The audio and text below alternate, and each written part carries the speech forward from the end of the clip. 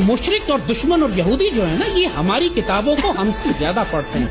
ये हम, और जब ये अमेरिकन फौजी और इसराइली फौजी जब इराक इन्होंने फतह किया तो इराक में घर घर जाके पूछते थे कि तुमने यहाँ किसी इमाम मेहदी को देखा है? यानी उनको ये था कि शायद इमाम मेहदी आने वाले हैं, तो हम उनको अभी पकड़ के तलाश कर लें। जैसे फिरौन उन बच्चों के पीछे था, उस बच्चे को मार देता था, लाखों बच्चे उसने कत्ल किए उस एक मूसा को तलाश करने के लिए।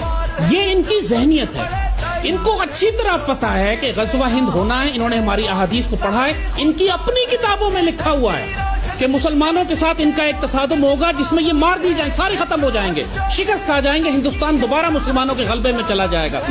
और पिछले 1300 साल से हम इन पर हुक्मरानी करते आ रहे हैं, मोहम्मद बिन कासिम के वक्त से लेकर। इनकी नस्लों में, इनके डीएनए में, 1300 साल के डीएनए में मुसलमानों का खौफ शामिल है। सोचें, जिस कौम ने इन पर 1300 साल हुकूमत की हो, उसके आगे ये खड़े नहीं हो सकते, बात नहीं कर सकते, हकला जाते हैं, जबानें बंद हो जाती हैं इनकी। ये सिर्फ मक्कारी से, इस यहूदियों के साथ मिलकर, अमेरिका से मिलकर साजिश करके हमें नुकसान पहुंचा सकते हैं, खुल के सामने नहीं आते।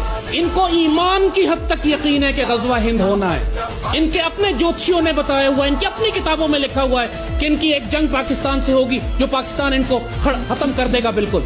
ये अपनी तकदीर को रोकने की कोशिश कर रहे हैं।